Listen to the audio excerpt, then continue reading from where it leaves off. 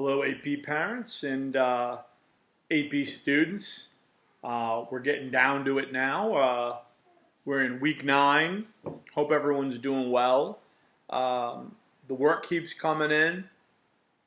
Work is really, I'm very, very happy with the work. Everyone seems to be still engaged. I'm very, very happy. Last week, we did a little bit with Senator DeZoglio, obviously, and then we moved into the mini civics action project, which, baby steps. So I'm looking forward. I'm scoring that work. I'm bringing that in. Everything seems to be really good. This week, we got 4 lessons.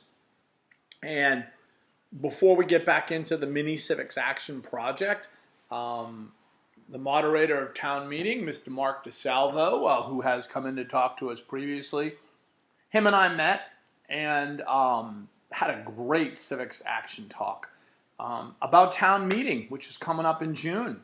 And Mr. DeSalvo actually has developed an app. And it is an app for all you math people that basically you plug in how many people are at a meeting, how much room you have, and then the app automatically gives you a floor plan of social distance. It's pretty awesome. And Mark's going to be using it for the town meeting. Mark also made the announcement that the town meeting will not be virtual. It is going to be live at the high school football field. I think many of you know that. Parents out there, really important that you go to town meeting. It is on, I have the date right here, June 16th at, I think it's 6:37 p.m.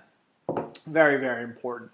Mr. DeSalvo talks a lot about the town meeting. He talks about how you 8th graders can get involved in the town meeting. Although you cannot vote in the town meeting, you still have access to introduce things or bring up things, and there's some links and some websites that I'm going to show you that are pretty cool. So lesson 1, the moderator, Mr. DeSalvo, we had a really good talk. I think you're going to really enjoy it. Lesson 2 is a little bit of a reflection on town meeting. I'm going to give you access to not only the talk I had with Mr. DeSalvo, but his website, which is really cool. And I'm also going to give you an article to check out about the app. Other thing is 4 former NAM students are working on the app and working on the website, and 2 of those 4 students I had in school. So I was very proud when I saw that. It's really cool. Lessons 3 and lesson 4 are going to continue with the Civics Action Project. And what's going to happen with those lessons is, again, I'm going to expose you to some different issues and some different perspectives, kind of slowly ease you in to thinking about possibly a perspective over an issue.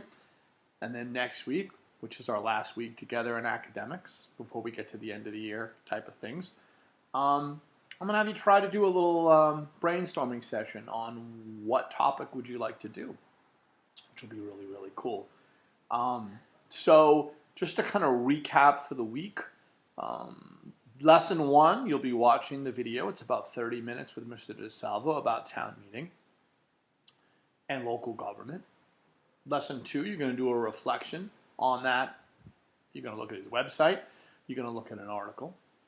And then lessons 3 and 4, you are going to do some more mini activities getting up to that Civics Action Project. You'll be watching some videos. You'll be doing some reflection. You all seemed to really enjoy that format last week, so I'm going to keep doing it.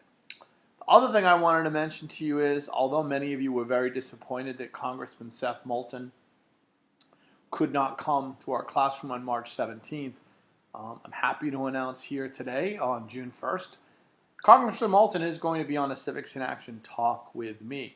And I actually have all of the paperwork that you all filled out for questions. But if anybody has a new question for Congressman Moulton, please do not hesitate to comment or email me. Okay?